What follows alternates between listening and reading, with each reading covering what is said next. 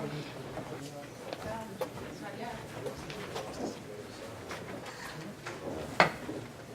evening, everyone. Welcome to tonight's Central Falls City Council meeting. Just been told, wait a second.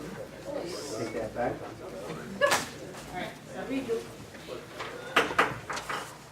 Once again, good evening. Welcome to Central Falls City Council and our monthly meeting. I ask the clerk, please call the roll. Councilman Ferris? Present. Trustee Meyer? Microphone installed. I apologize.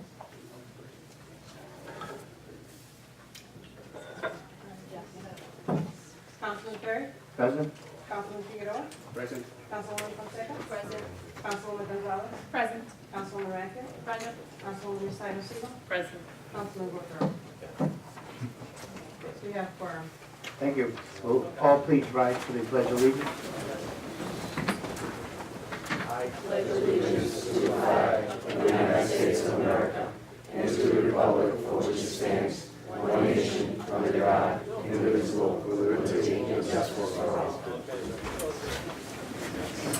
Madam Clerk, first order of business.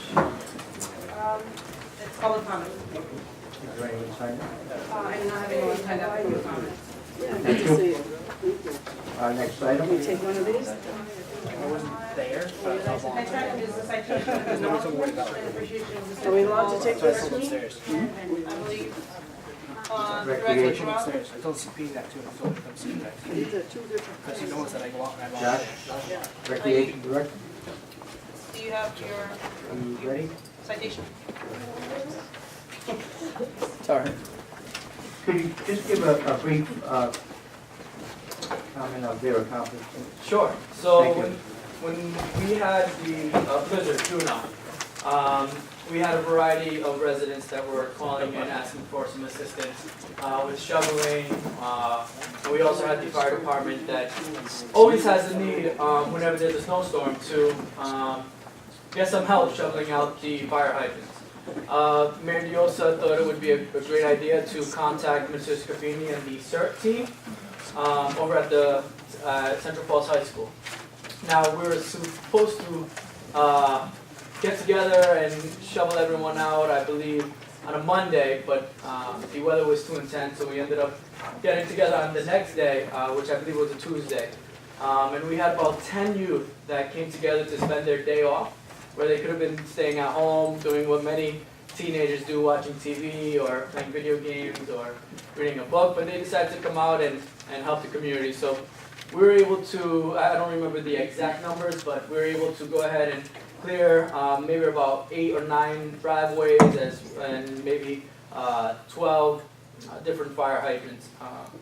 The appreciation that was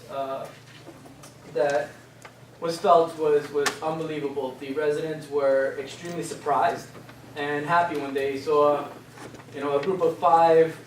We had about 10, but we split them up. So a group of 4 or 5 high school students with shovels in hand, ready to take over for them shoveling. So extremely commendable what these youth did that day. And we have some citations from the mayor. We asked them for their continued support in the future if we ever have another emergency like that. So I have citations. Should I call them up? Yes, Josh. All right. Norman DeSalto III.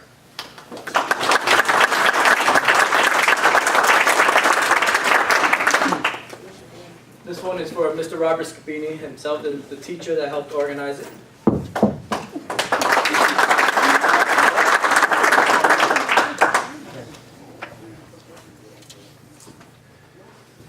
We have Alejandro Londano.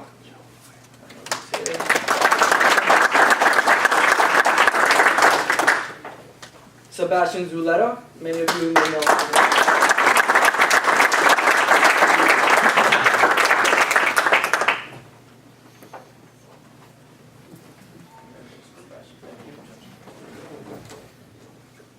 Elise Herander.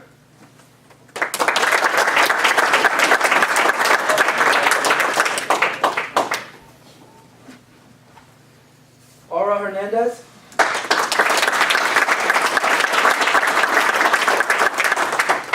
Alex Dominguez.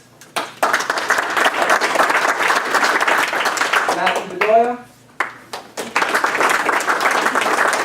Angelica Cruz. Leslie McBurney. Laura Cuervas. Adamaris Vila.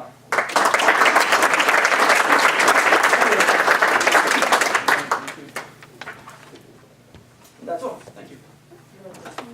Thank you so much. Thank you for your help. Thank you. We have a couple of minor changes. I'm going to ask the council to approve amending the agenda a little bit. Do you have that in front of you? Or? I think I got an easier way. We can call them 7A, B, and C.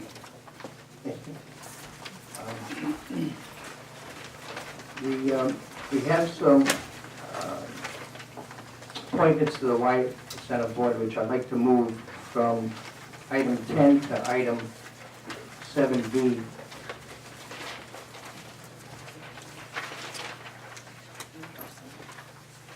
And then we have item 24, excuse me, it's a citation for the mayor. I'd like to move that to 7A.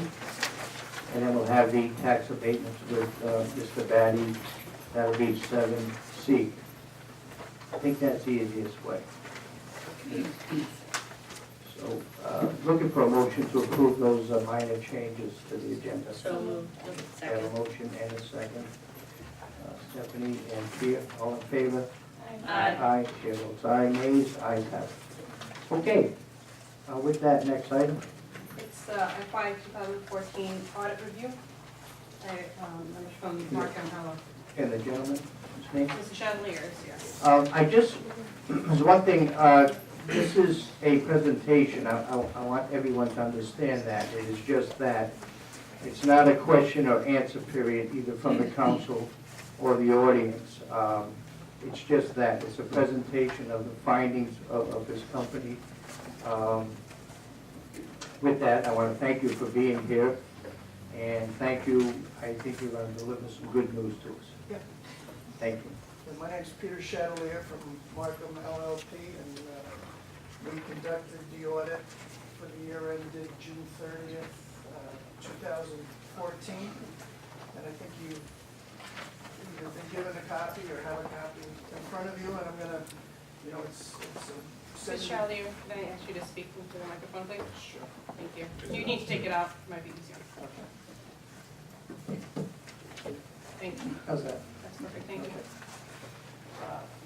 It's a 70-page report, so I'm going to go through it pretty quickly.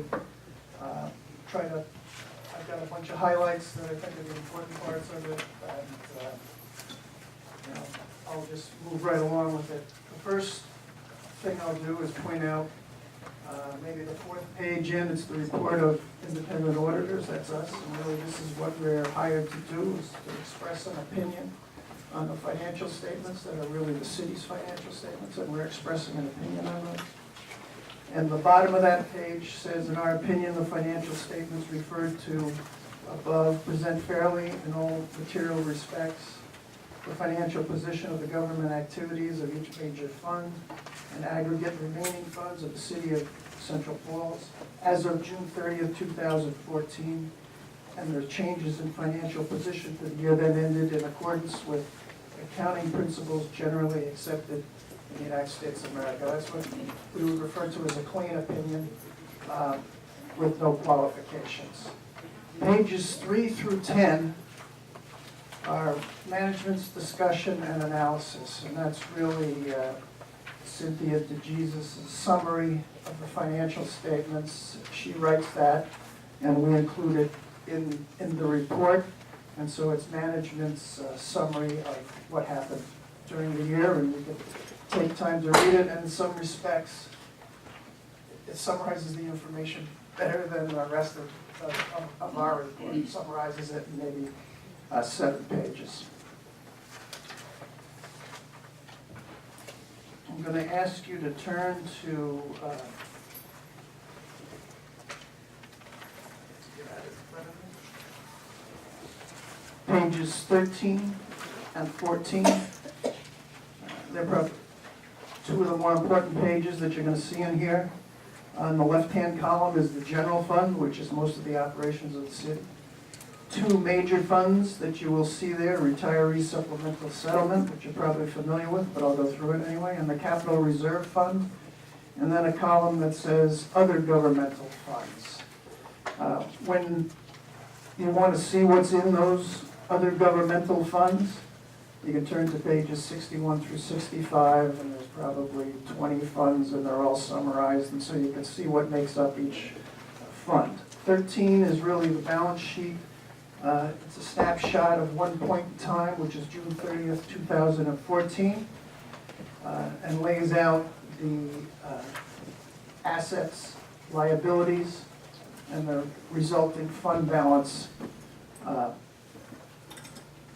And so at June 30th, 2014, you can see that there was a positive fund balance in the general fund, retirees supplemental settlement fund, and the capital reserve fund also.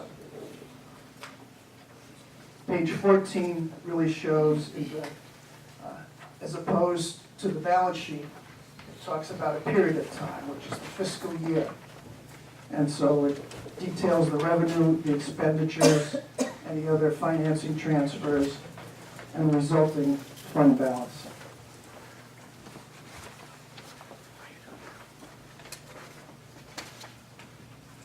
Page 16, the only other funds I guess that we should talk about that weren't on those pages is the fiduciary fund balance, and those are the investments in the group annuity contracts for the pension fund of approximately $6.4 million. Then pages 16 or 18 through 50 essentially are all footnotes. They provide a lot of detailed information backing up some of the numbers that were already there. And again, I'm going to go pretty quickly through these. They're laid out in order. They have headings so you can see what the reporting entity is. On page 20, we had some, I mentioned fund balances, but there are some restrictions possible. And those are described on page 26 and 27. On page 33,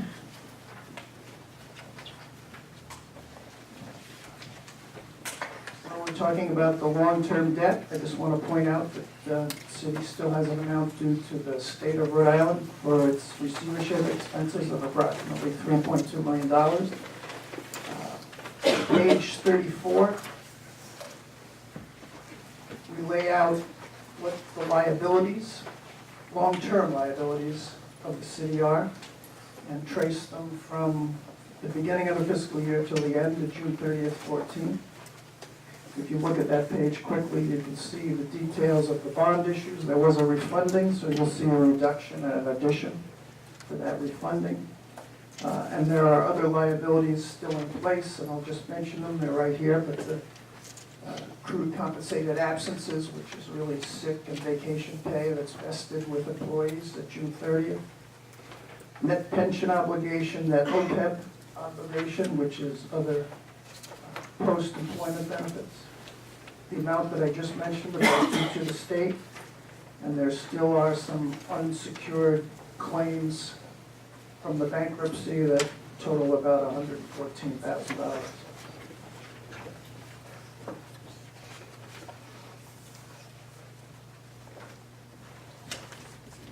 Ask you to turn to page, if you're following along with this, 37, 38. These are the footnotes relating, at the beginning of the footnotes relating to the pensions. The first one that's discussed is the full-time non-civilian police and fire employees. On page 38, you can see the number of active membership that's covered and the retirees and beneficiaries that are covered under this pension. And at the bottom of page 38, the actuarial value of the assets, which you saw in those annuity contracts of $6.4 million. The liability, actuarial liability is about $31 million, so the unfunded actuarial accrued liability is approximately $25 million. So the percentage of the funded ratio of that pension's approximately 20%. Further along in that footnote, I guess it's page 44, the other pension plan of the city. That's on the state basis. In the middle of page 44, the assets available are approximately 4.8 on an actual liability of 7 million, so the unfunded portion of that is about 2.1 million for a funded ratio of about 69%.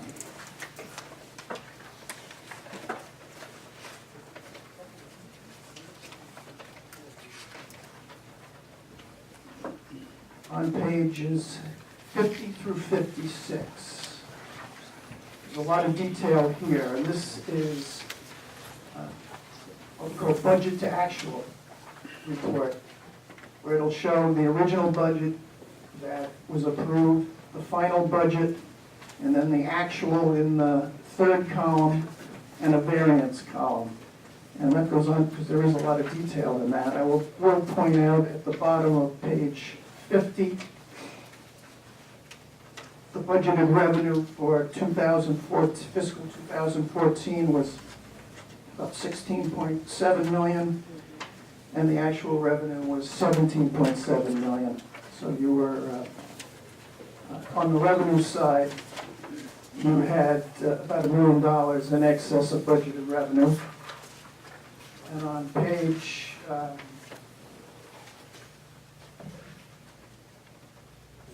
56, which is at the end of the expenditures section, the budgeted expenditures were 16.7 million, and the expenditures were approximately 15.7 million. So on the expenditure side, you were in a positive variance of $927,000.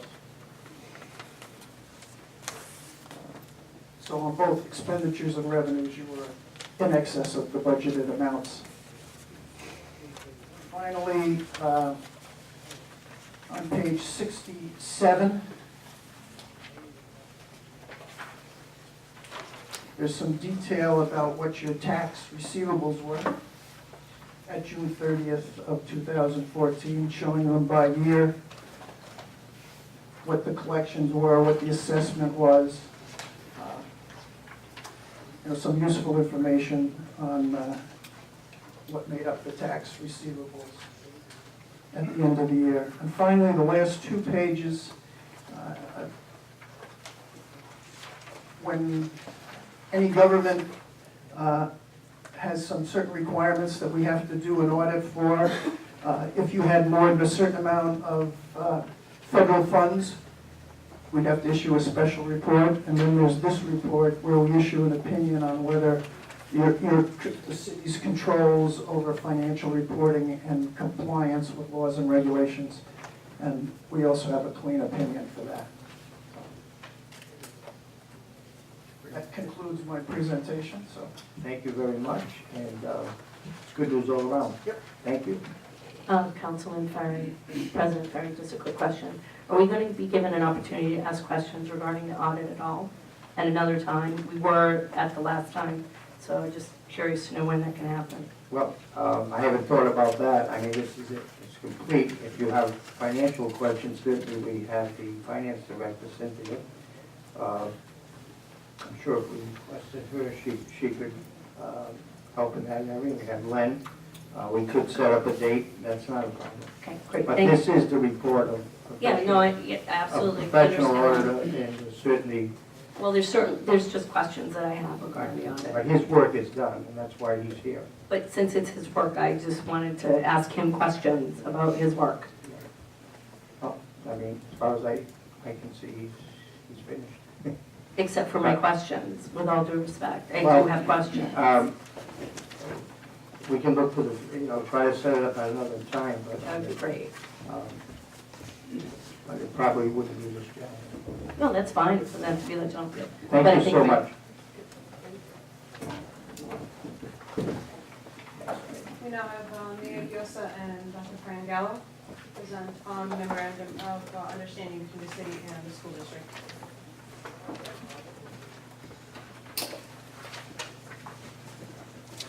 Good evening. Council President, thank you for allowing me to speak tonight with Dr. Gallo. We wanted to address this body with the progress that this consolidation has had on our city. And Mayor, I'm sorry, you need to use the microphone. So I just want to say thank you to the President of the Council for allowing us to talk to this body and give an update of what's going on in the HI-19 since we consolidated with the schools. So to open that up, I'd like to pass it on to Dr. Gallo. Good evening, everyone. Thank you. The general economic climate of the state of Rhode Island, coupled specifically with the receivership as it was happening in Central Falls, caused a lot of introspection across all of our cities and our schools about efficiencies and possible mergers. As a matter of fact, there were official discussions with the receiver about merging aspects of the school functions with that of the city. Specifically at that time, they were human resource, finance, and technology.